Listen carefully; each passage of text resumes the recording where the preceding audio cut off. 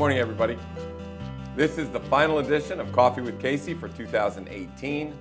I am here with our wingman, our lender, Mike Filan from First Heritage Bank. First Heritage Bank? First Heritage Mortgage. I just go First Heritage. So yeah, First Heritage. That, right? We're going to be talking about the lending environment, the community, you know, what we've got last year, what we're going to look forward to this year. Mike has saved a lot of loans for us. He's done a great job, so we're going to include him today. We have Donnie Sampson, who Billy. is, what did I call you? Donnie. Yeah, that's Billy. This is Pat's kid.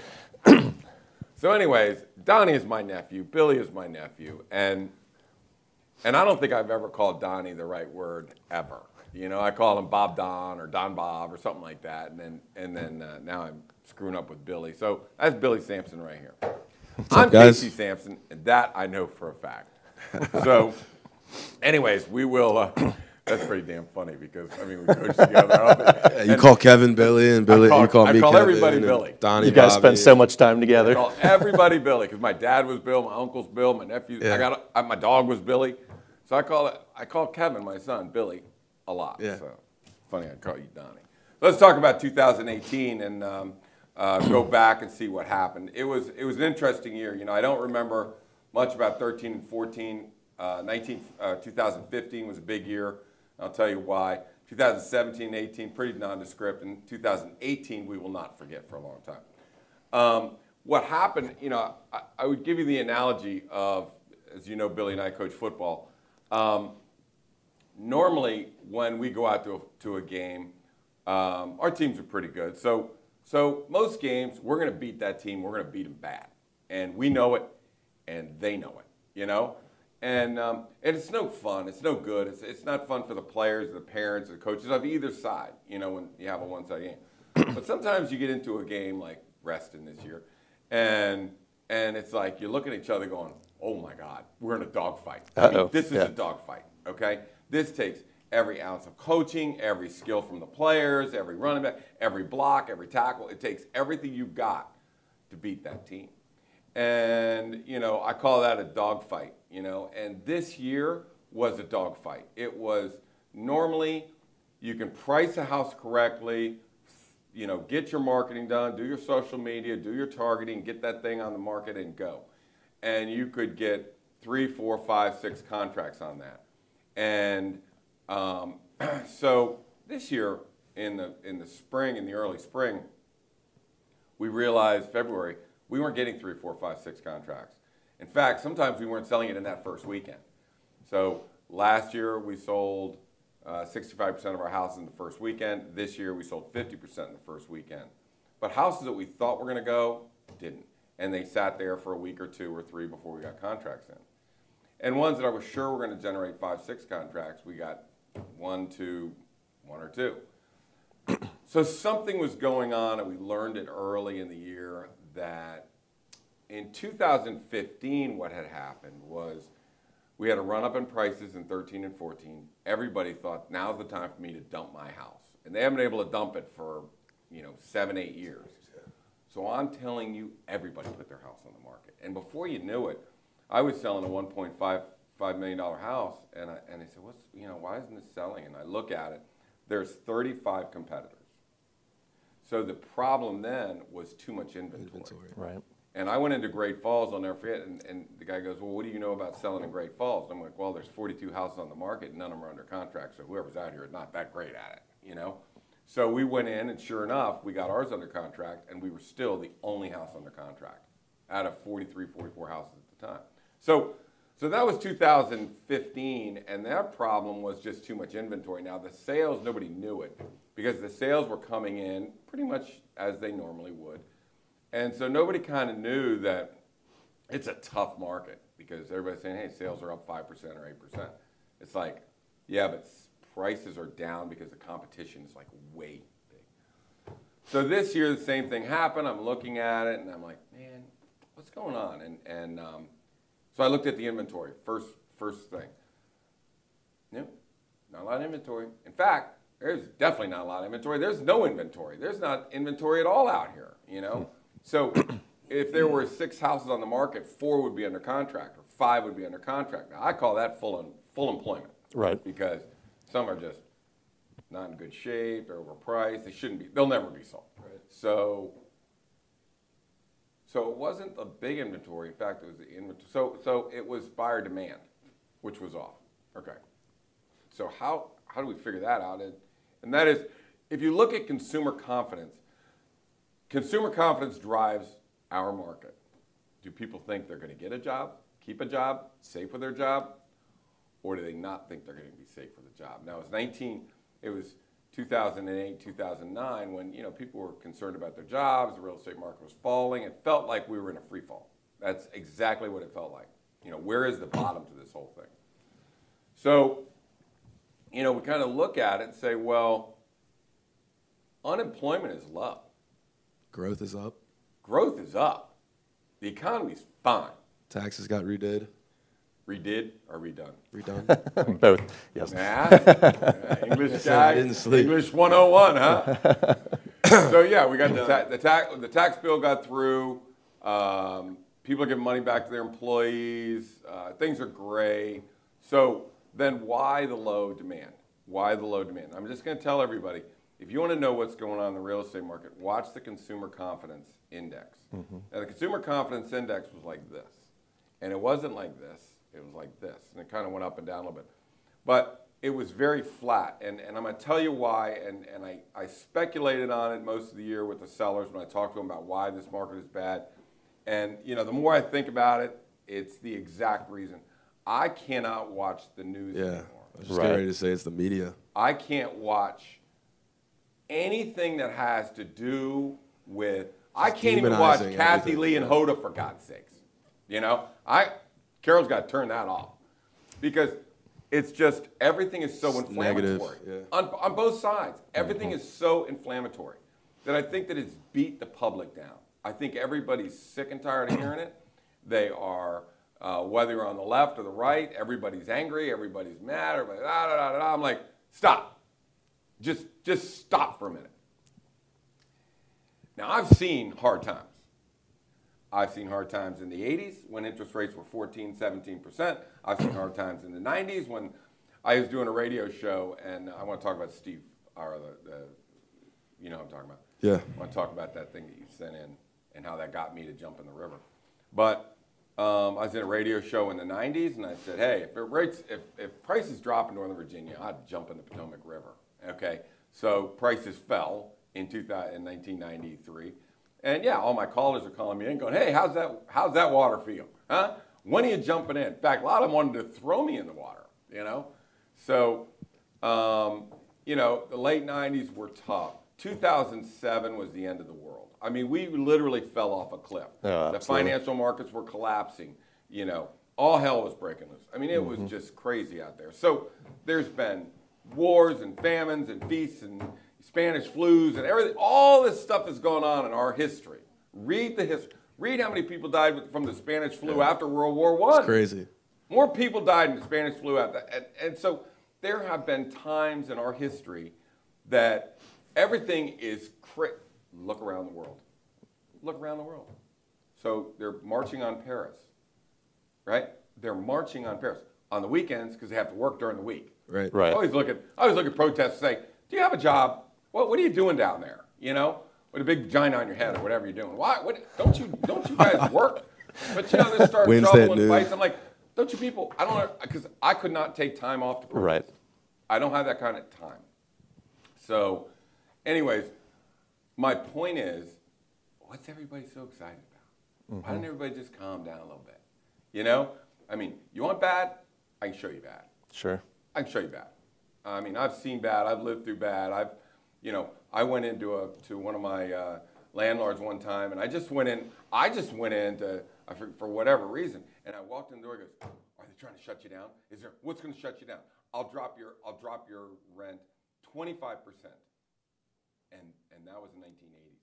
And I walked out the door and I went, "Oh, we're in deep shit." Yeah. Something's going on. You know what? I didn't ask for a rate decrease. Yeah, right. Yeah. It was A.J. Dwoskin who would rip your arm off and beat you over the head with it to get his rent payment. And that man said, He was in panic. Yeah. I tell you what, I'm going to cut your rent. And I didn't ask for it. And I walked out. I went, there's something going on. So I've seen that. So now, well, if you listen to the news case, isn't the world ending? It is. Right. Well, anyways, I don't want to get into the politics of it. I just want to get into the reasons that why so consumer confidence is down because you can't even watch the news. I cannot watch the news. I watch American Pickers pretty much 24/7. Seinfeld. Now, Always Sunny in Philadelphia. I'll watch something other than the news. I just can't bear it. I'll watch Pawn Stars, for 2 hours in a row. So can't even turn on SportsCenter, really. I'll read the Wall Street Journal. If it's not in the Wall Street Journal, I don't know what's going on. But I figure if something's going on, they're going to let me know. So, but anyways, I think that that's what's driving the consumer confidence, and that's what has it at such a low. And I think that the people that bought this year were people that needed to buy, not people that wanted to buy. Right. I mean, they weren't saying, you know what I think we'll do? Let's just go buy a house. I think it was. This house is too small. We got to go buy a bigger house. Right. And I think that's a need-based. Yeah, I think after the election, the stock market just went up and up and up. So there was a lot of consumer confidence then. In this last year, like you said, with the news and all of these things, there's been a lot of instability. So the markets have been going up and down and up and down. Everyone's trying to throw everybody in jail, for God's sake. Right. Well, what's going on? Yeah. And so, anyways, the climate has been very unstable, and I don't think that that's helped our market. So let's find out what's going to happen next year. Now, as we end the year, we get Amazon coming into town. Now, I'm not going to say it's a big deal, but it's a big deal. It's Absolutely. a really big deal, and it's bigger than Amazon. So let's look at the scope of what's happening here.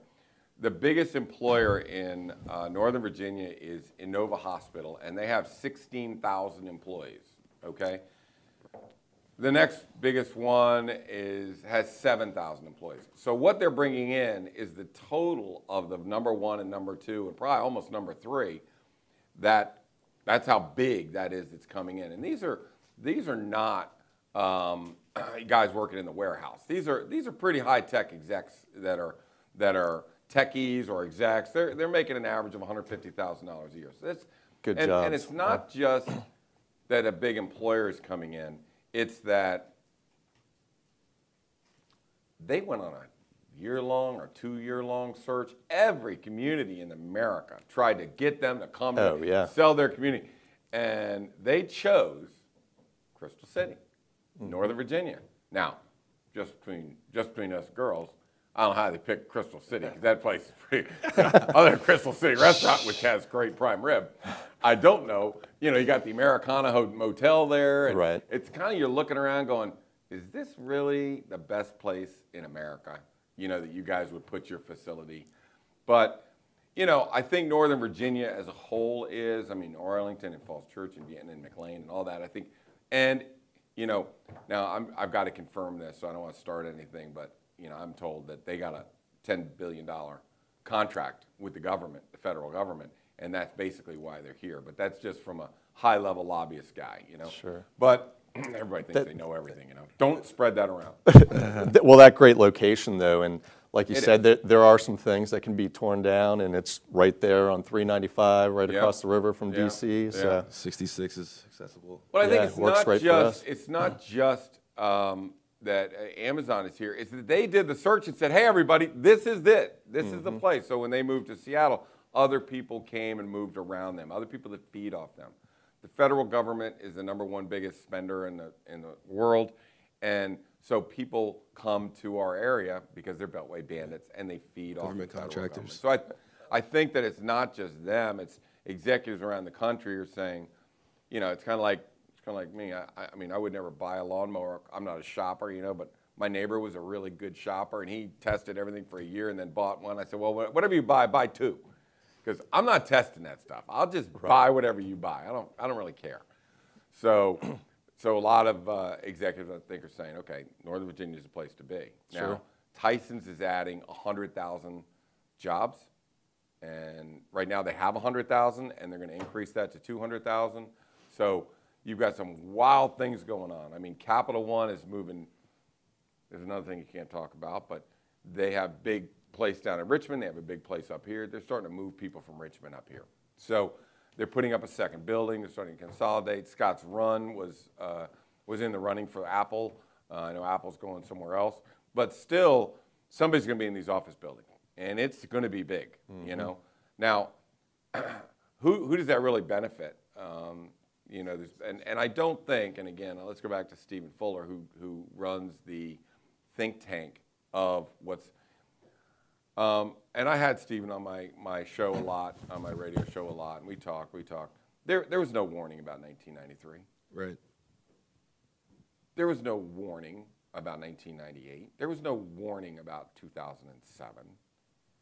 Well, if you're such a great prognosticator, which I hate prognosticators because they're always wrong, that's why I'm not saying that what's going to happen in the future. But I did that once, and I had to jump in the Potomac River, so I don't want to do that anymore. You know what I mean? I'm out of the guy that had to I'm jump out in of the that river? business. That's right. Well, that's when I was young and stupid, and I knew everything. I was so damn smart. I was a freaking genius, you know. So, anyways, I'm not making any prognostications anymore. But where were the warnings when that happened? So, whenever I always take a grain of salt. If a realtor looks at me and goes, "Oh, this is the way I do it. This is the way I get my business." Da da da da da. I'm looking him up. Or her. And I'm seeing what kind of business they really do. If you do 3 transactions a year, I'm pretty much not going to listen to you, you know? But if you're doing 50 or 60 and you're not, everything's not withdrawing, you're a player. It's like, I'm all in. Tell me what you're doing. So I want to get credibility. If I'm going to listen to somebody, I want to know their credibility. You know, if you say something, is that, you know, how's your track record? Right. You know? Do you know what you're talking about? Do you really, really know what you're talking about? Or are you just bulls? Are you BSing me? So anyways, so I think that, you know, as far as the end of the year, we ended strong. We have some, it is going to bolster everybody. You know, I always say sell on the news and buy on the reality, which is, oh my God, they're coming. And sell into that little rally. Because when it comes, is it really going to pump up the prices? Is it going to pump up? Do we have enough housing for them? Are they really going to push out to Vienna? Are they going to push out to, you know, Leesburg or wherever? I don't know. You know, we don't know. But I can tell you what, it has pumped the consumer confidence in the area up a little bit. Certainly. Okay. And I think given buyers a little more encouragement of what's going on. So you know, as we come into 2019, how is 2019? I'll let you know on February the 15th. When we throw the first wave of houses on January the 15th, and we find out what kind of contracts we have coming in, what kind of traffic you have, so let's just go back and talk about corrective action, okay, and what kind of corrective action that we took. So something's wrong, whatever it is, something's wrong. We're in a dogfight. We look at each other and go, we could have sworn this was going to be sold by now. We got a problem. Right. So then we started to focus on something that was so powerful that I think it was so damn powerful that even in a market that was down, we were selling our stuff. Game Okay, changer. and here's what happened. Normally we focus on pricing, big pricing. If you were $25,000 overpriced on an $825,000 house, ain't gonna sell. The word I had for the buyers were smart. They were smart. If it was priced right, they're going to buy it. If it's not priced right, they're not going to buy it. So the pricing was always right, and we had to look at everything else. You know, like in football, you got to look at defense and offense. Everything's got to be perfect. I mean, geez Louise. So we started to focus on the condition of the houses. You have to not only be priced right, but you need to focus on the condition of that house. And if you look at last month's Coffee with Casey, you'll see we did a whole thing on transition to traditional. So we found after tons of research and all, you know, you look at drapes and they're old and they have things, and we kind of knew that, you know, you really got to take that down. But really, research shows that most of the houses are in a traditional style.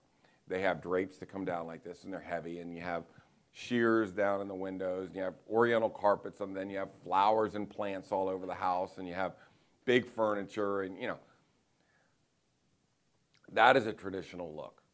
And what buyers really want is the transitional look. They want us transitioning to the modern look. So we started then really turning our focus, and Morgan, one of our agents, really did a great job on the research on this. was moving the house from the traditional look to the transitional look. And when I step in a house now, I step in the foyer and I said, I can show you 14 things right out of the gate that are turning off today's buyer. The Oriental rug I'm standing on, the flowers that are right here, you know, the drapes that are right in there, the shears that are there, the Oriental carpet in that family room, the clutter of all the knickknacks all over the place. So there are characteristics of a traditional house. Once you remove them, and Billy has gone through this now with me, we would walk into a house, and I'm telling you, I'm talking about the one that's coming on Amber Meadow. Yeah. It's a beautiful house. Yep. I mean, it's a beautiful house. And it's an executive's dream. It's right to Tyson's Corner. And following the protocol that we've been talking about, I stood in there and said, you know, it's a great house, but that big tree's got to go. And these have got to go. And that's got to go. And you need to remove the Oriental rug. And we literally went through this house, and and normal times I would say, hey, I know you're going to punch me in the face or throat punch me when we're done, but if we want to be priced right and have the right condition to attract today's transitional buyer, we don't have that many. So we can't miss. Right. So get rid of the carpets and get rid of that plant and get rid of this and get rid of that. And we went back on our second visit, and she had done a lot of that. She goes, I love it. It looks great. Yeah. So the transitional look is a clean look. It is a sharp lines. So let's take drapes. Old drapes would go like this, right? If you have the newer drapes that are coming straight down like this, that's fine. That is pleasing to their eye. But, you know, the bathrooms or the kitchens, you know, if you've got gold in the house, and just one other example, you know, how many people have the gold chandelier in their dining room? It's gold, and it has little candles with little lights on it, right? Yeah. Little lights on it, right? So that is a traditional chandelier. Go to one of the nice places and look at the globe, you know, a globe chandelier that, you know, are in some of the modern houses. Take that out and put that in for a couple $100, and I'm telling you, it goes from a traditional house to a transitional house like that. So that's a small thing that you can do. But, you know, the kitchen has the old sink, you know, plumbing thing, and it's like, look, just replace that. Get one of these cool. So we've got 10 things you can do just by decluttering and doing this. They don't cost anything. So you can, in an hour, turn your house from a traditional to a transitional house. Now, there are other things you can do with plumbing and some electrical features and paint. You know,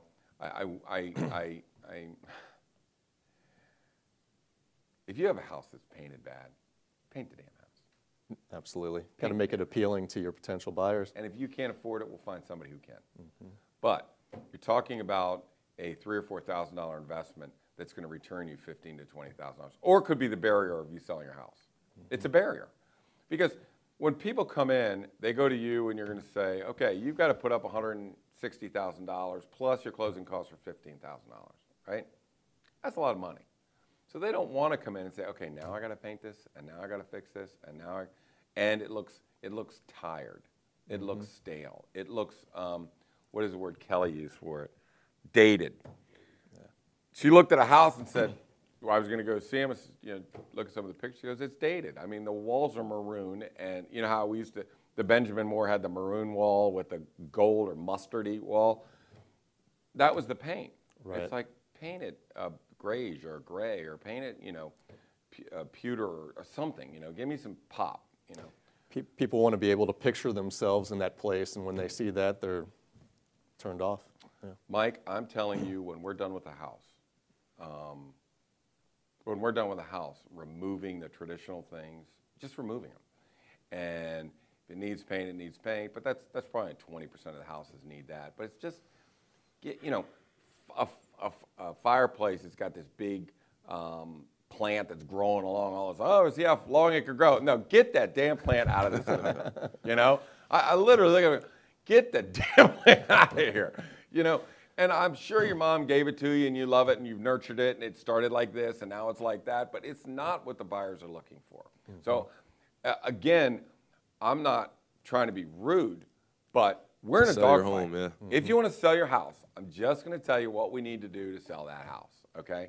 So we need to walk around, and Billy or one of the alt agents is with me. We take notes, and these are the the to-do list. But really, it's just remove things. Yeah, declutter. It's remove things, and You can tell the story on Glen Meadow, how we decluttered Glen Meadow. We painted the foyer. oh yeah, and that was a Dorian really Gray, nice yeah. house. And that went in the first weekend. Well, we let's put it put it on for this way. $625 and We had sold for two $640. houses. One was here and one was here. So we went into this house, and we told them what they had to do. Even though it was a new kitchen, it was awesome. Kitchen was she must have awesome. done $40,000. Master bathroom was awesome. Master bathroom was awesome. And we have a list of things they needed to do to make this from a transitional house to a traditional house to a transitional house. And it was 85% of the way there. It was just a couple things. They did it. Yeah, they did it. They painted did it all. The foyer was like a bluish kind of color, and they painted it Great. what's the color gray that I always like? Mindful gray, mindful. gray. Yeah, the lighter one. They painted that. They painted a room. They decluttered. They moved a couple items out of that living room, and it just, whenever people were coming in, they could picture themselves just living here now, And like you're saying, they don't have to drop $10 or $20 or $30,000 into the home. And we had a fight at the Bad Rack on that. That was a $625, sold for $640 in the first weekend. So yeah. So the exact same size house, right down the street on the same road. 10 houses down, they weren't gonna do anything. They didn't do anything, and I finally, I went back and saw the house really for the first time because one of the agents had listed it, and went back, and I'm sitting in the house, and I'm like, you gotta be kidding me, this is never gonna sell in this condition. The plant, the furniture on top of furniture on top of furniture. This all over the place, right. The shears, the windows were closed, it was dark, the paint, Actually, the paint and some of it was okay, but it was just, and there was a showing that had just happened.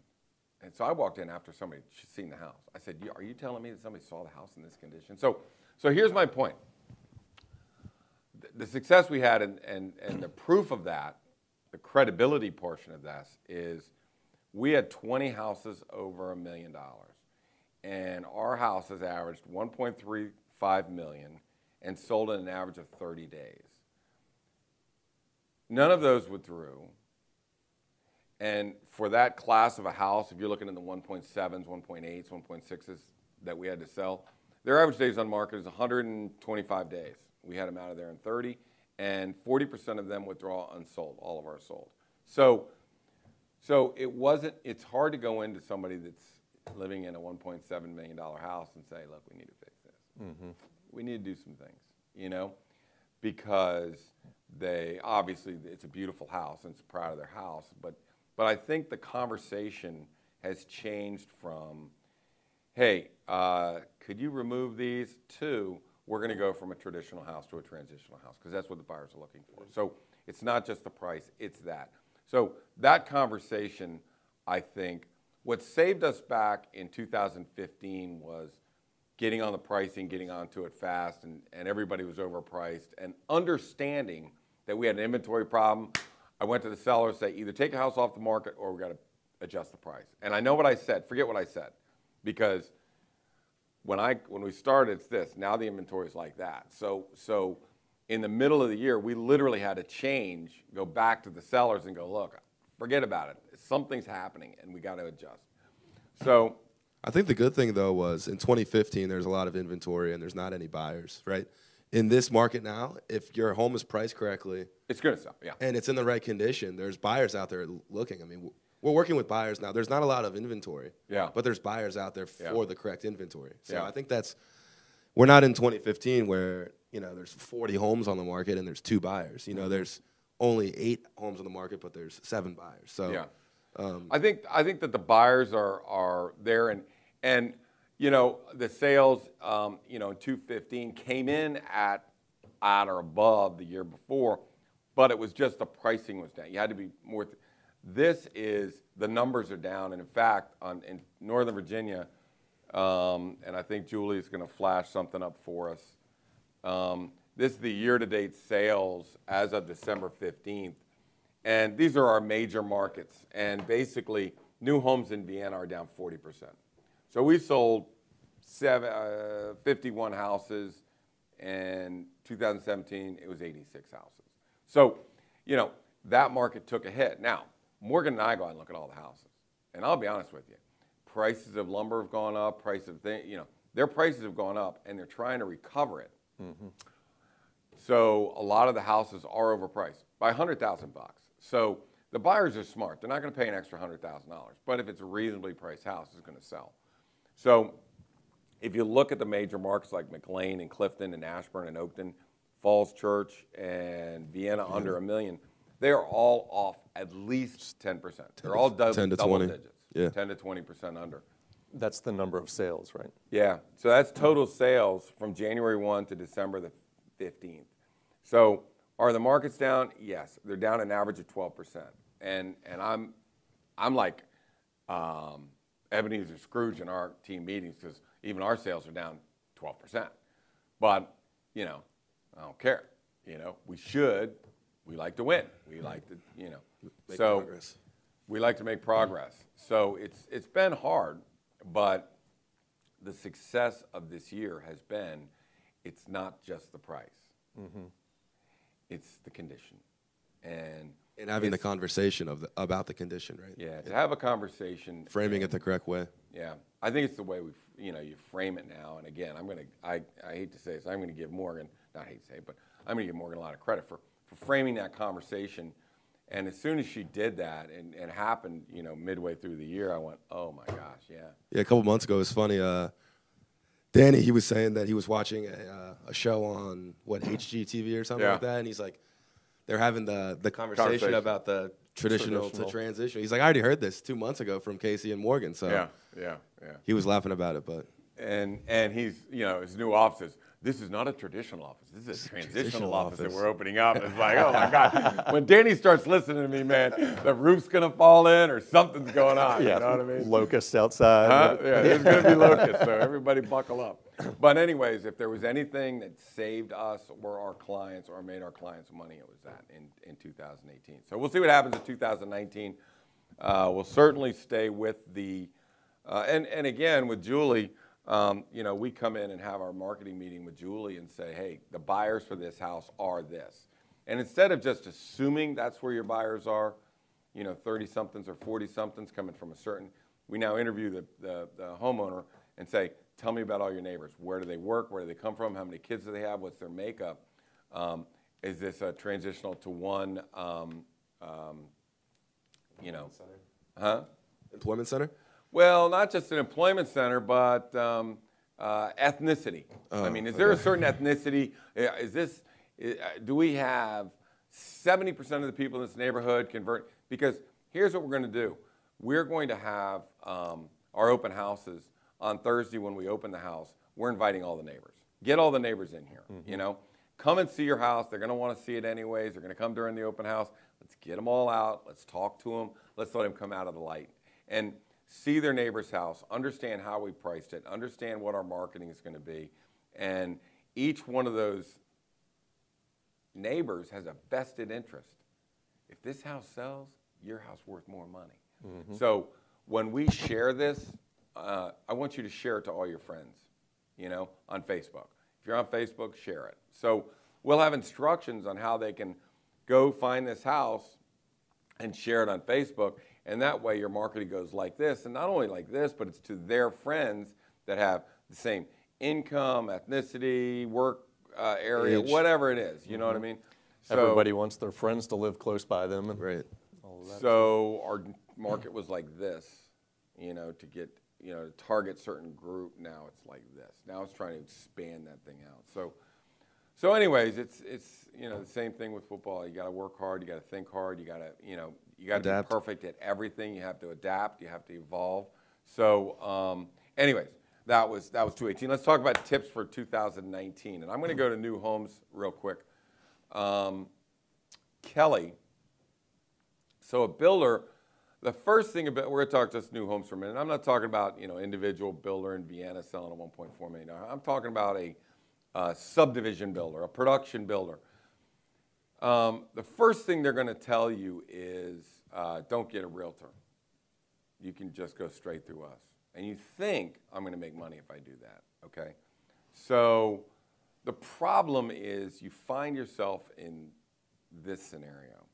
I had a person I know well, and she called me frantic 2 days before settlement. She put it, she got a house, a new house, and she put up $40,000, which is all the money she had in the world. That's her down payment. And then the appraisal came in $27,000 low. She didn't have a realtor. And they're saying you either come up with the $27,000 in 2 days or you lose your $40,000 deposit. All the money that she has in the world that she saved up for. Yeah. So I talked to a lender. I talked to one of the new home builders, and he's trying to fast talk me and give me all this stuff. And I'm like, let's talk about appraisal for a second.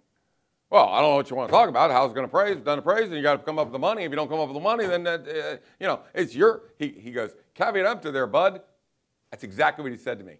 Now, I've been out of the Marines for, I don't know, a lot of years. I've never thought about throat punching anybody. A long time. But I swear, I was so mad. I said, are you telling me caveat, you're telling him not to get a realtor and caveat emptor? Really?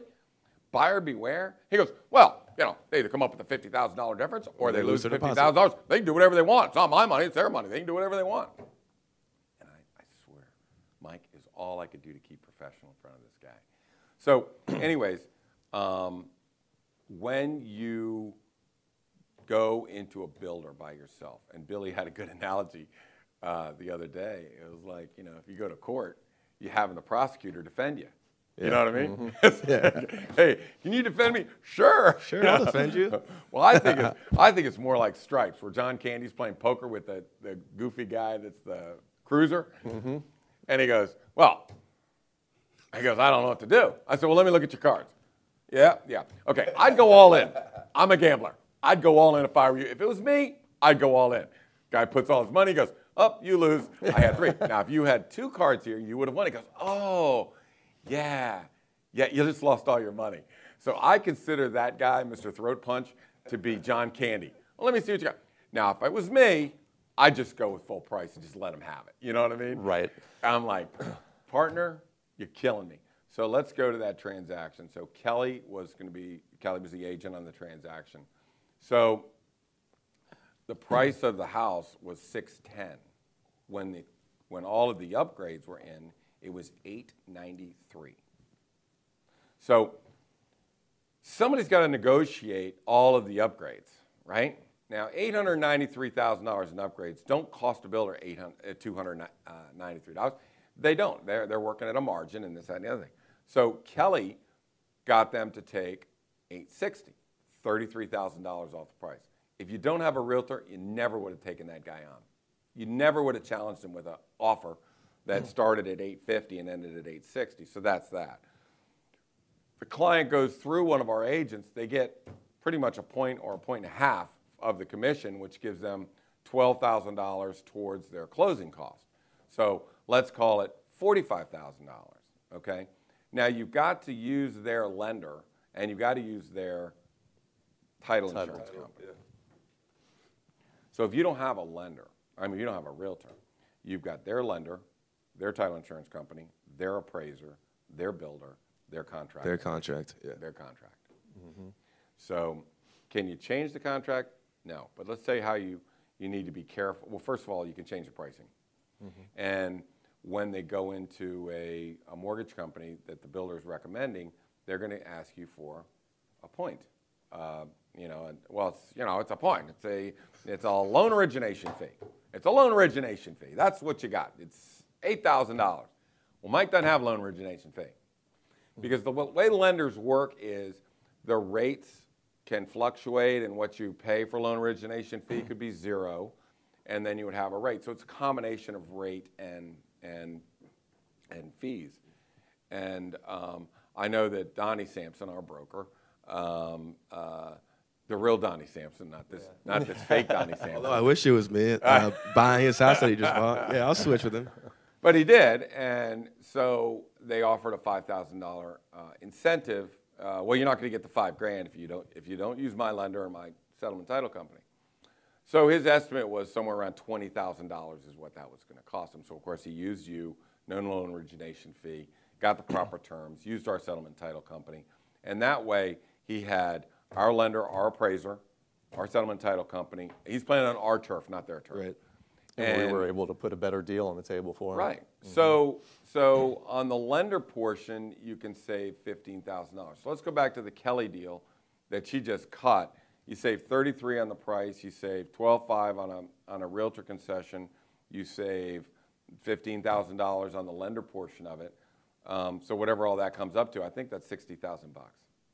So a buyer using a realtor would have saved $60,000 plus would have had their appraiser, their lender, and their settlement title company. Also, you ran the numbers for her to make sure that it will appraise to 860. Right. Right. And that's, it's an ease of mind whenever you don't have to worry about, is it going to appraise at 895? Right. You ran the numbers and said, hey, it can appraise to 860, so you know where to offer.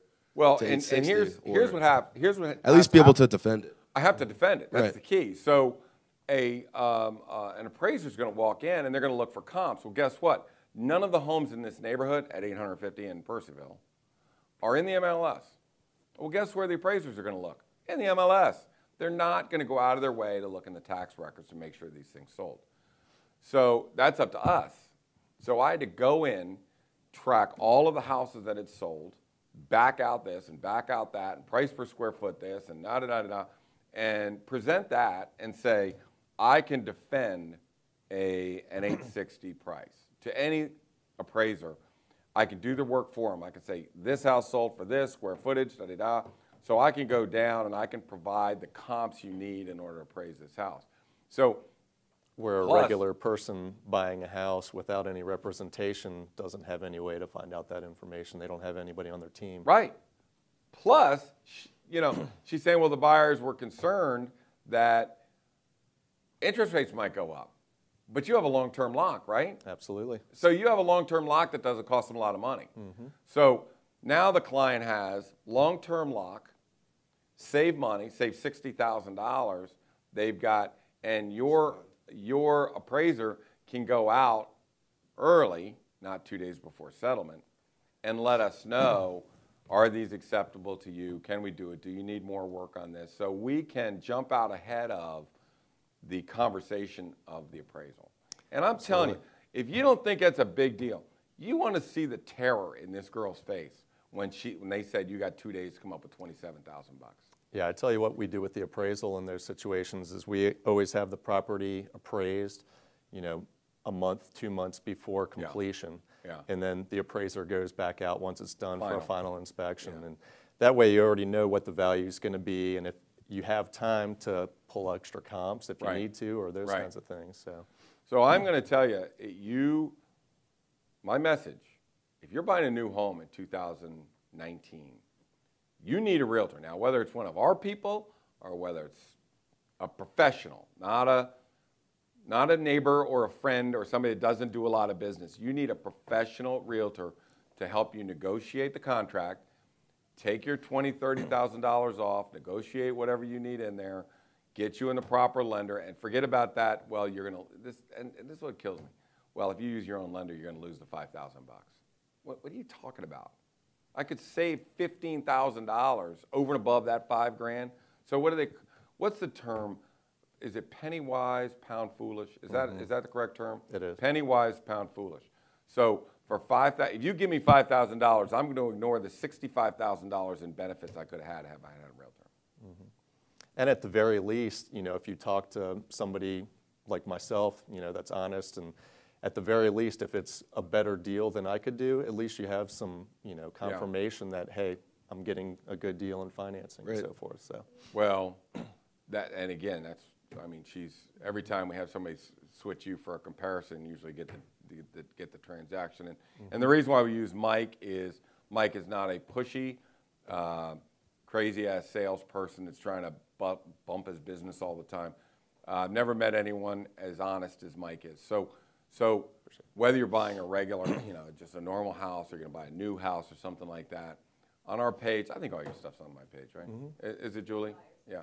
And in our buyer section at the CaseySamson.com, in our buyer section, you can always track down Mike in that. But so when we're talking about going out and buying these days, I think you need to focus on especially a new home, making sure you're represented on that. Go back to the contract, using the builder's contract and having them sign for you. Yeah.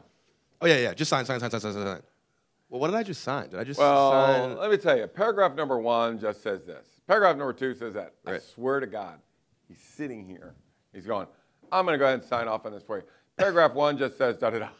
Okay, I'm going to click off on that. And paragraph number 2 basically talks about this.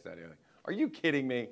I need to see a PDF of that damn contract, and I need to review that contract before anybody signs anything. Well, I don't know why you need to do that. Well, maybe because I've been in real estate for 36 years. I've seen people screwed like you, by people like you for a long time. Remember, caveat emptor, throat punch.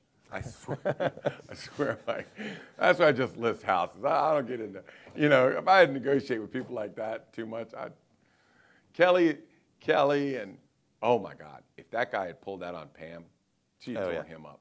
She would have torn him up. So we have 7 realtors on this team. And real quick, in 2017 and then into 2018, we started to get these things called these mega teams, right? And a mega team is not a team like with 7 or 8 people. It's 40 people, it's 50 people, it's all this stuff. Well, basically they train a person, get them out there and train a person, and they do all the marketing and get the lead generation. And I'm telling you, their rates of success are horrible. And I'll walk into some of the houses that they listed, and I'm like, this is horrible. And you'll know them when you see them because they say this: if I can't sell your house, I'll buy your house. Right? We've heard it on the radio, we've heard it on TV, we've heard it on. If I can't sell your house, I'll buy your house. That group has 337 withdrawals this year. 336 withdrawals this year. So 336 times, they couldn't sell the house, they didn't buy the house, it withdrew and went off the market. So I'm very, very, very anti mega team, I'll buy your house if you can't sell it. Yeah, what do you buy it for? 50 cents on the dollar or something. Yeah. Why didn't they buy your house? Oh, I wasn't going to buy it. Our offer was way too low. Yeah, I'll buy your house. Hey, I'll buy your house. But that's not our goal. Our goal is not to buy your house. Our goal is not to buy a house at 80 cents on the dollar. Our goal is to sell it for the maximum amount value, right. with multiple buyers all fighting for the house and negotiate the highest price, negotiate the best terms on the home inspection. And you guys, our job's not to buy your house. I don't want to buy your house. If I got to buy it, I got to close it, I got to flip it, I got to pay new costs, That's the most inefficient. I don't know how they get away with it. Just straight up lying, honestly. I don't know how they get away with it. I mean, I really don't like those mega teams. I'm very not happy with this. Because to be honest with you, the reason I got back in this in 2007 was people really needed some help. I mean, it was tough. It was getting really tough, and they needed help, and so we're trying to help, man. We're trying to get that house sold for the maximum amount of value, not trying to do that stuff. So anyways, I think that in moving ahead this year, you got to be very cognizant about, or very, whatever the word is I'm looking for. I'd be very, very alert, thoughtful about selecting or working with anybody that has a big team. So let's talk about some other things. So the first thing when you're going to buy is you go talk to your lender. The lender will tell you the best programs, the best down payments, and all that stuff. So it's always, if you're thinking about buying, number one, you go talk to a lender. On our buyer section, you can find that with Mike. Number 2, I think, is you have to pick your community. Now, the census says that the average person lives 30 minutes away, 32 minutes away from their employment, okay? So that's their commute time is 32 minutes. So, if you work in Arlington, you could have a little condo. If you come to Falls Church, you could have a single-family house. If you have in Vienna, you have a little bigger single-family house. If you go out to Oak Hill, you get a bigger single-family house. You go to Percival, you get a mansion with a swimming pool or a lake in the backyard. So, what is 30 minutes away when I think that, I look at people and say, well, where do you work? Well, I work here, my wife works here. So what's 30 minutes for both you guys? And what's a good community? What has good schools? What has good dining and shopping and, a good community feel to it? And I think that that's why when they announced Crystal City, I'm like, well, 32 minutes to the west of Crystal City is Vienna, Oakton, Falls Church is 20 minutes, 22 minutes.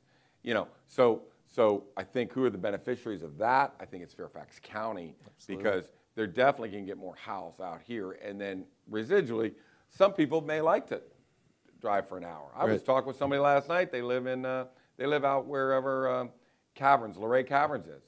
She puts a book on tape. She goes, I put a book on tape. I drive all the way out there. I love it. And some people are like that. Mm-hmm. If you go to Haymarket and you try and sell a house from Haymarket, you're going to sell it to somebody who lives in Haymarket. And they work in D.C. because they've come accustomed to the drive. They don't mind it. They're fine. But they do want this community. They love that community. So we have, this is Vienna, this is Oak Hill, this is Ashburn, this is Haymarket, these things on our site. So, I think the first thing is, what's my price? The second thing is, how much can I get for $750? In Arlington, you get this, and you move your way out until you come to the vortex of this is about as far away as I want to be, and this I can accept this housing, But you want to at least get a house that you're comfortable in, and your family can grow up. But I will tell you that schools are very important. And some people say, look at greatschools.com. And I don't know what is going on with greatschools.com. It's weird. It's changed. It's changed a lot. Yeah. So Madison went from a 10, number 3 school in the state, to a 7. We have Vienna Elementary went from a 10 to a 7. Cunningham, one of the schools I know, went from a 7 to a 4. Now, what changed in that school to make that go from a 7 to a 4? And it's not diversity, because they have plenty of diversity in that school. So there's some kind of algorithm that just changed in those things, and I'm not sure what it is, but I would look at test scores, not the overall grade, but look at test scores, makeup of the schools, access to the community, and if you're going to buy a house and you don't have elementary schools, then let's take the example. If you go into a community and your kids aren't in elementary schools or you're in a private school, well, then don't pay for the best private school. Mm-hmm. Because in one community like Vienna Elementary is going to cost $50,000 more than Cunningham Park. Right. Well, if I don't need the elementary school, buy in the Cunningham Park School District, right? You get more house for your money. You spend less, $50,000 less. So if you're high school age, then buy in one community. If you're elementary school and your kids are 2 and 4 and they're going to have 6 years each in this school, you're going to want to be in a good elementary school. Sure. So you're going to have to pay the money, But so finding out where it should be, interviewing realtors, finding somebody that you're comfortable with, who's a specialist in buying. And again, when our sellers go somewhere else, we interview agents, like if they're going to Boca Raton. We'll interview the agents down there, because you don't want a mega team and you don't want a mega agent, because a mega agent will have, this one agent who was at this big realtor conference I was at. She's very well known around here. And I'm telling you the terror in her face when she said, I don't know what's going on. She has $55 million worth of unsold listings. $55 million in unsold. 1.5 under contract, $55 million. And a big agent can't handle that much stuff. They can't give the personal attention to detail so I go looking for smaller teams. How many are on your team? Who are your experts? They have buying agents that are experts in certain areas. Now, I don't believe in just being a buying agent. Listing agents are the selling agents, because that means you're a real estate agent. You know both sides. So you're more well-rounded. So we call up, find the team, talk to the agents, not too much business, not too little business, experience. We give them a quiz. They pass. We'll send our sellers on to them. Because the last thing I want to do is in real estate, like everything else, it's the 90-10 rule. 10% of the realtors do 90% of the work. I think in real estate, it's 95-5. I think 5% of the realtors do 95% of the work. And so we always make sure that we talk to small teams where people are both sides and get it and understand it and have plenty of business. Billy does $12 million a year on both sides of the ball. So that's an experienced agent, but not so busy that he can't really give personal attention to the people they have. So Billy or Kelly or Pam or Shane or somebody like that.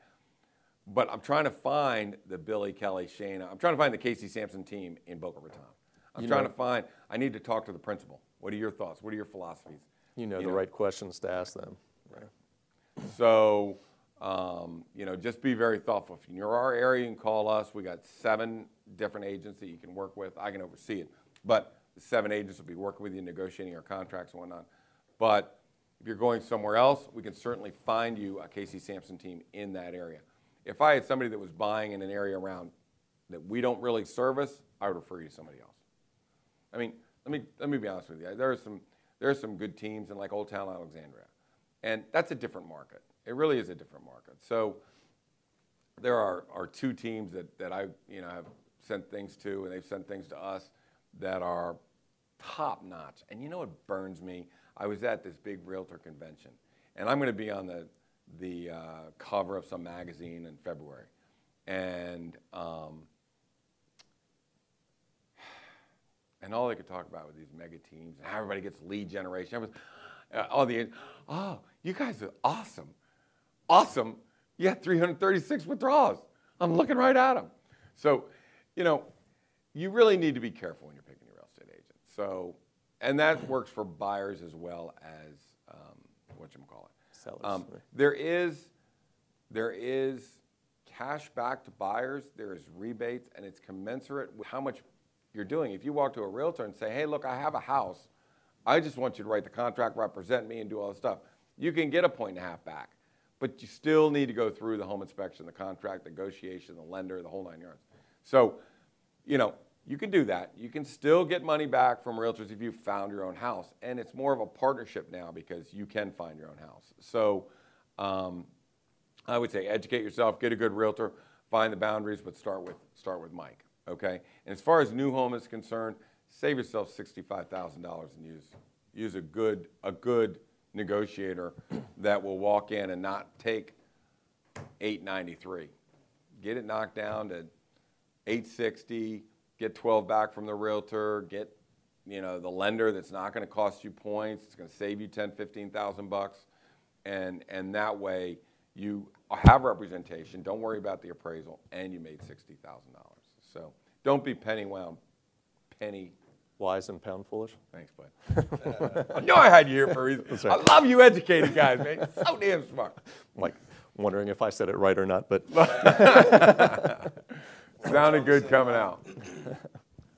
Seller tips for 2019. I've already talked about the stay away from the megas. I don't care who you choose, just stay away from the megas. I think they're bad. Check the realtor. If you have a big name realtor, how much inventory do they have and how much of it is unsold? If they have 55 million, it's like throwing another log on the fire, man. So make sure you have one with a good track record. If it's in Fairfax County, Loudoun, or Prince William, we'd compete very well on those. If it's outside our area, we could find you a small team. But work on small teams. I think that's what's kind of, in 18, which has evolved, the small teams in Old Town Alexandria and other areas, I think, are the best choices. So, number 2, price is still king. Not $25,000 over list price. We have huge success by finding out what the house is worth, using all our models, and then dipping it under the big threshold. Give me an example. Person that I went, the house didn't sell. It's on the market they dropped the price to $754. Well, the market under 750 is this big. The market over 750 is this big. So by not going to 750, you just missed that whole market, And I can't tell you how many times I deal with withdrawal listings and they were over the limit. It's like, why would you possibly go out at 1.310? That $10,000 that you're asking for, A, you're not going to get. B, you just missed the buyer pool, man. Mm-hmm. So by dipping under the threshold, by getting the more numbers in, you drive numbers to the site, you get more potential for offers. If you have the condition and the price set, now we got more of a chance to get multiple contracts in. So price is still king on this, and it's not, 1985 where it's like, oh, we'll put this price on and we'll negotiate. We'll have some wiggle room. There is no more wiggle room. We wiggle up. We don't wiggle down. Okay? today's buyers, if your house doesn't sell within the first 30 days, they think there's something wrong with your house. So knock it off. The number 3 thing is you picked your realtor, you priced it correctly. It is a big deal on preparing this house for sale, and it's not expensive. It's basically thinning and cleaning and taking down, and not putting up, but taking down. Less is more. Clean lines. Transitional look is very, very important. If paint is required, don't worry about it. You're going to get back at least, 5, 8 times your money if you paint that house. Okay.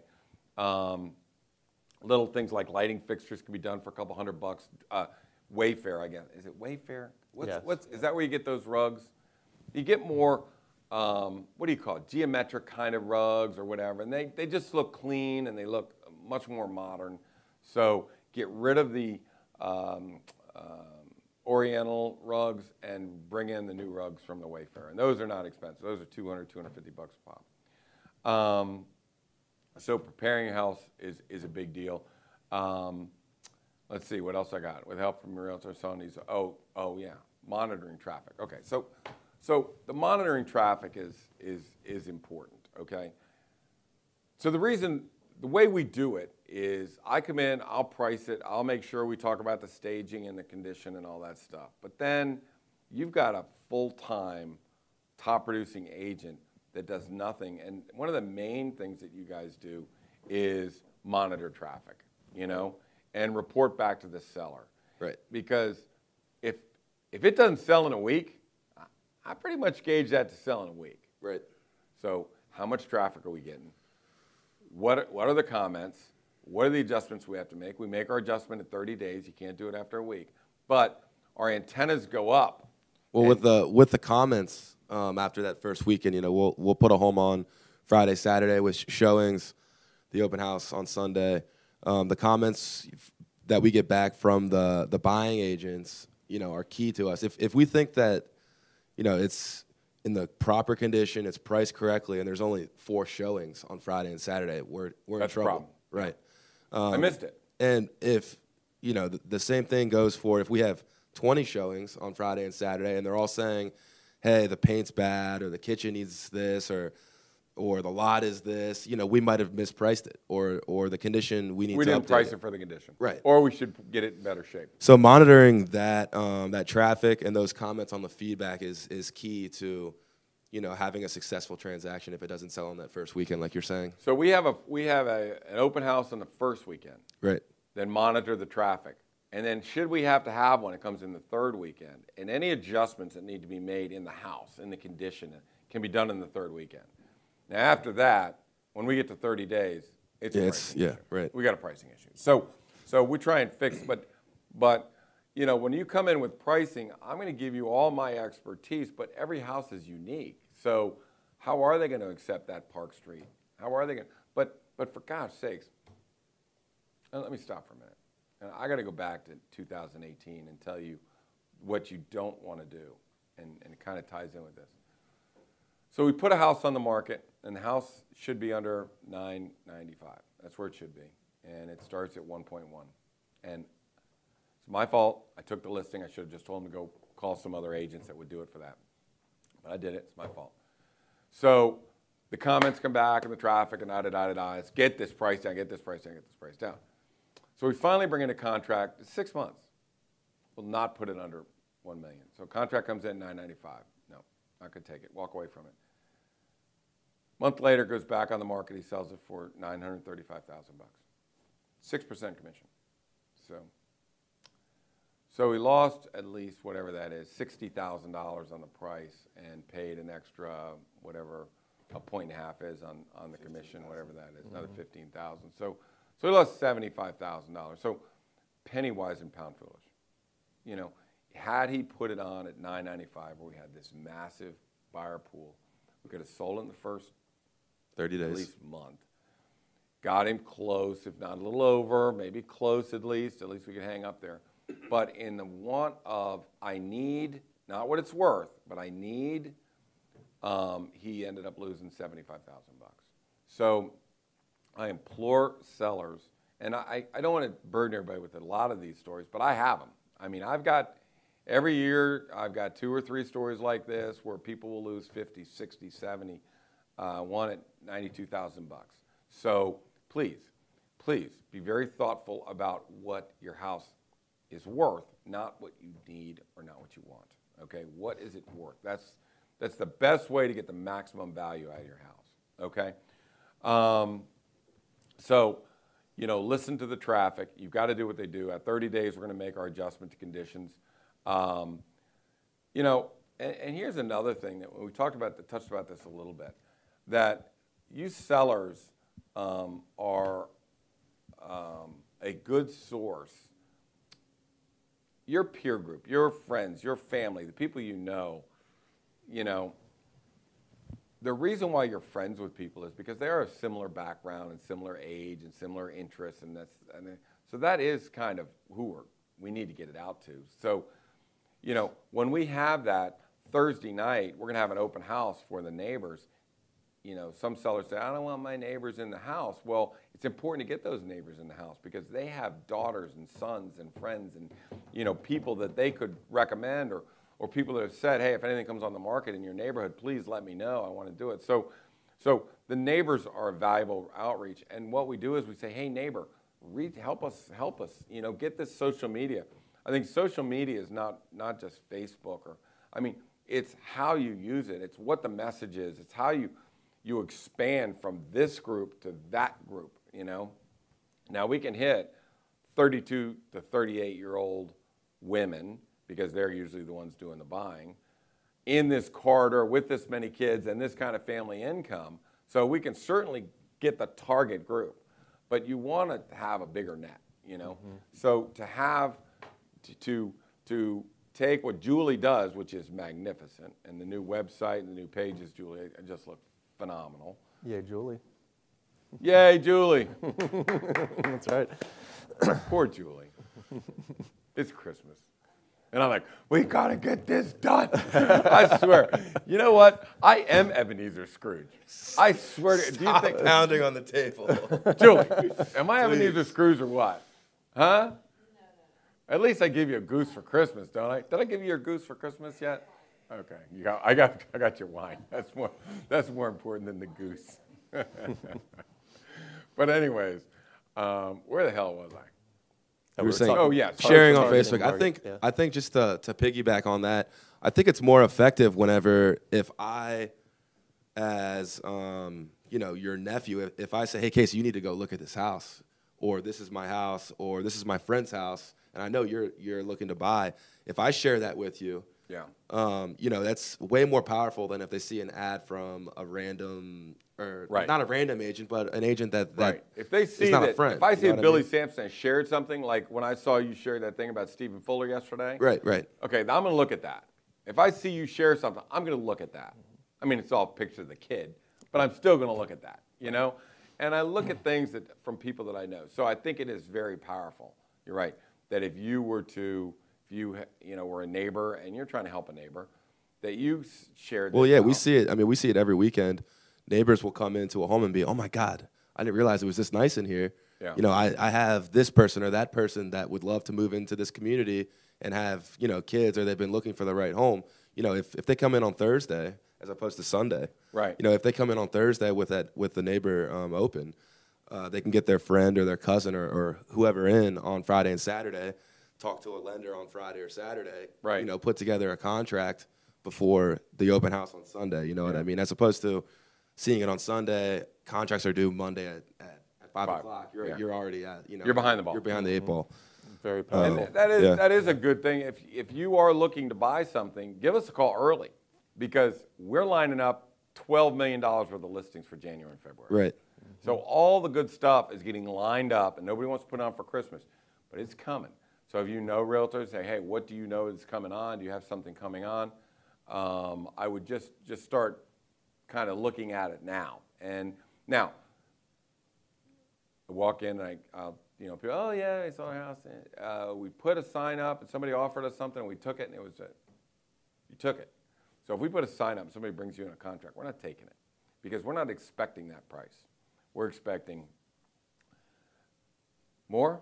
We're expecting multiple contracts. So every time somebody comes to us and we launch on a Thursday and they come in with a contract on a Friday, I'll say, no, we won't take your contract. So every year, inevitably, one or two get through. Well, the seller does want to take that contract. Okay. Or the agent, one of our agents will say, I think we ought to take this. We get burned every time. I'm telling you, we get burned every time. Once a house goes on the market, it cannot come off unless it's been through the the open house, until it's been exposed to everybody.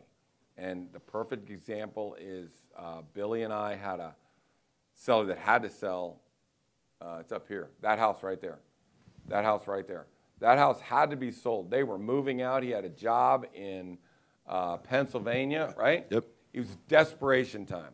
So Billy and I were open house, and getting as many people lined up as we can. And sure enough, we get a contract. We're ratified. We're good. I'm going to Greece. Scheduled to go to Greece. Who goes to Greece? I have no idea, but I'm going to Greece. So like I want to climb mountains or something like that. But Greece was beautiful. So that was great. But as I'm in Greece, for the house, the sellers that are desperate, I get a phone call from Billy. Yeah, they're walking. Because they couldn't build a pad somewhere on the house or something like that. The driveway, they wanted to expand the driveway because the buyer had a bunch of exotic cars. Yeah. And there was a massive tree that they had to take out, so they walked on the home inspection. They used the home inspection to walk. Right. So from Greece, I started making phone calls from people that we knew they come through the open houses and blah, blah, blah. Sure enough, we get a guy. I call Billy. I said, this guy wants it. He'll take it. Same price, same everything. Billy negotiates the contract. Same settlement date, same price, same everything. Got the home inspection, got the financing done real quick. And without dropping a stitch, we could switch out buyers from Greece. And we call it the three-point shot from 53,000 miles. So 5,300. Huh? 5,300, right? 53,000? Can't be that long. Oh, it's across 53 something. 5,300. 5,300 probably. 53,000 sounds better. Yeah, that's the moon. Yes. Yeah, that'd be a shot from the moon. Yeah, that is. You're right. That's a long shot. Across the country is 3,000. Yeah, 5,300 is probably the right. Let's call it 5,300. 53,000 sounds better. So you just run with it. My bad. Whatever. It was a very long shot, a three-point shot at the buzzer. And I got to tell you, should that contract have fallen through, I've got a desperation family. Mm-hmm. So, and this is why, again, we take this personal. I mean, this is not just throw a bunch of stuff on the wall, whatever sells. Every house has its own story, and you've got to sell the house. You've got to get the maximum price. You've got to have the best condition when you're doing the home inspection. So I think the reason why we're successful is we take every house very, very serious and every buyer. And if I think somebody's getting screwed, it's our job to make sure we get them to somebody, a professional that does it right. And they're not paying too much money, and they're always in the hands of a professional. So, I think that's the look ahead for the sellers. That's the tips.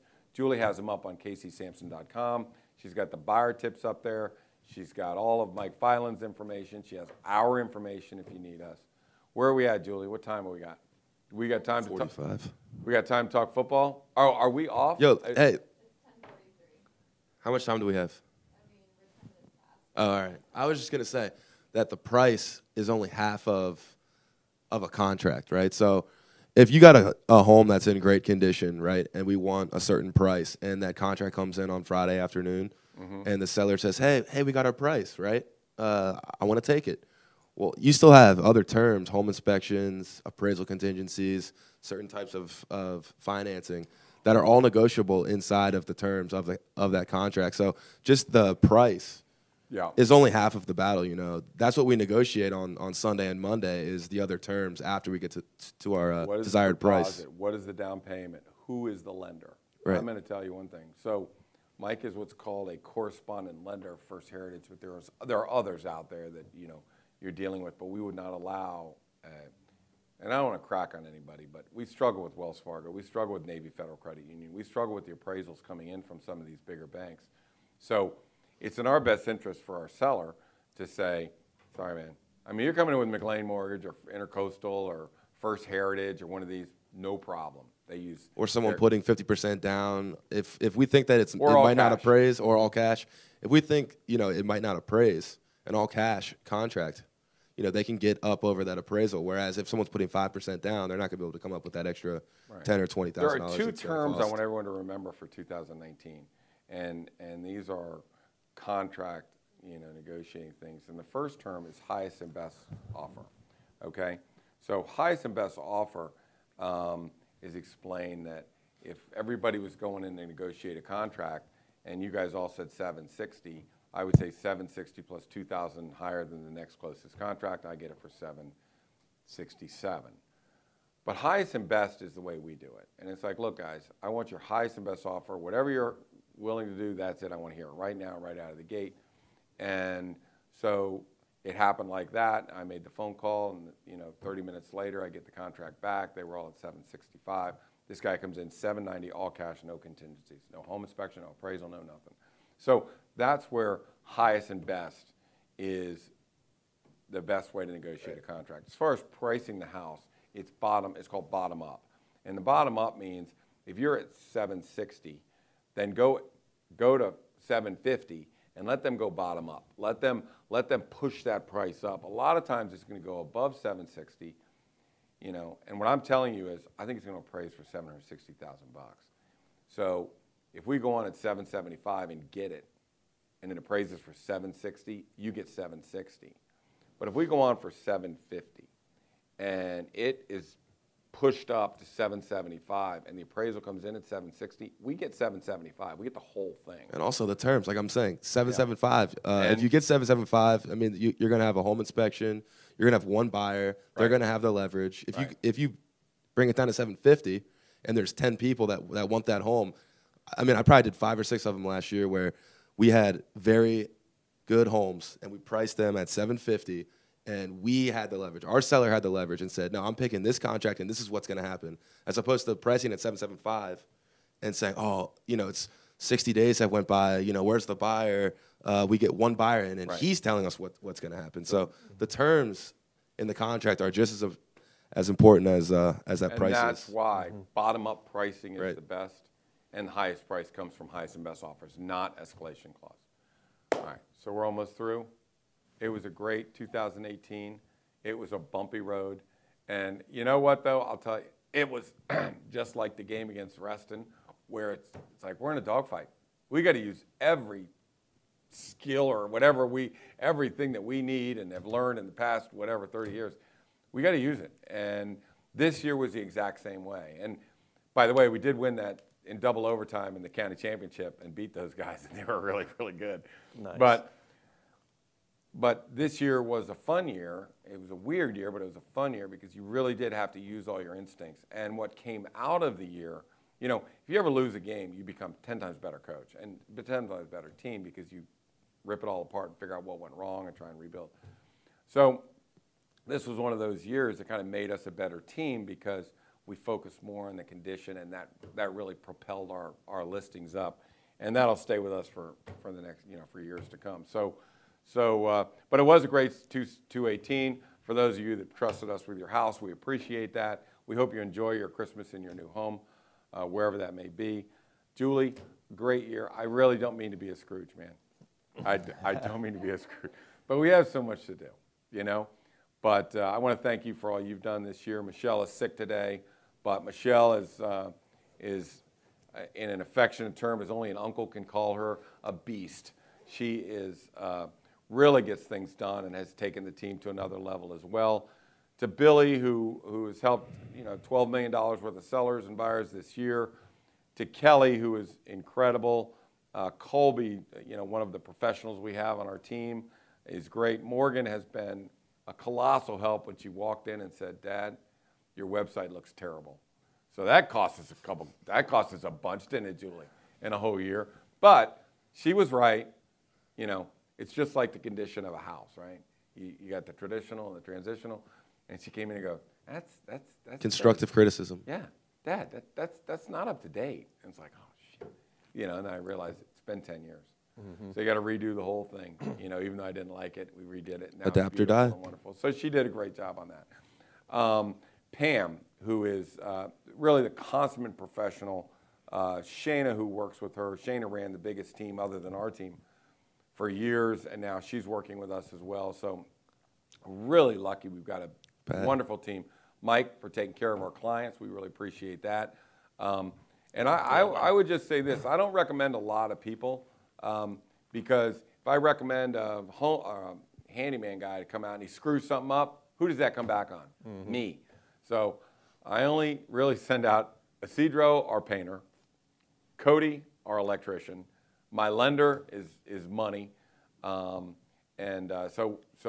anytime I refer somebody, our name is on the line. So, you know, and I appreciate you taking care of our clients this year. Leslie, thank you very much for the year online. Don't forget Les. I never forget the lovely Leslie. But for not only the Casey Samson team, but for elevating Samson Properties to a whole different level, you and Mac do just a great job. I mean, if we give a seminar, normally the seminar was lost after it was over, but now it's all on tape. It's on Samson University. The agents can click in. They can see a thing on pricing or open houses or whatever we talk about. So, so on behalf of my brother Danny and my nephew Donnie, I want to thank you for elevating the whole team because it really, the whole company. So we really appreciate you and Mac and all your guys' efforts. What's the name of our graphic designer? Holly. Holly. Okay. We need to steal Holly away too because she's awesome. I mean, she's producing stuff for the agents at this company that I'm not envious of because I got the best brander in the business, but she's got some really nice stuff. I mean, you know, Danny got a whole print center in, so everybody gets their printing done. But anyways, I want to thank you very much. And as always, I'll close the year by thanking my damn brother. Not my wife. My wife. I thought you were going to say his wife. No. Man. Come on, I'm trying to hook you up. No. I'm getting ready to go. She goes, well, you got to go get me some milk. I'm like, I'm on the air in 30 minutes. I had your back, Aunt Carol. She said, you promised me, you said you were going to get milk. I got to go get milk, and I'm going to, you know, so I'm, you know what I mean? Got to get the milk. No, I'm thanking my brother. My brother came up with a great model. For the past 10 years, we've been sticking with that model. It works great. Another great year. So, you know, I think Danny's done a great job with the company. He's built up to 2,000 agents. He's got a great model. Anyone that doesn't, you know, that's in real estate should actually consider it. So, Danny, thank you. I know you don't watch podcasts or whatever this is, Facebook Live. Danny will never see it. But just tell Danny I always thank him at the end, okay? And to all you that have been watching, thanks for a great year. We will see you in 2019. Have a Merry Christmas. Have a Happy New Year. Careful with that wine I gave you. All right? Don't do that too much. And we'll see everybody in 2019. Thanks, Mike. Adios. Thanks, Thank Adios. you. Yeah, Happy New Year. It's a wrap.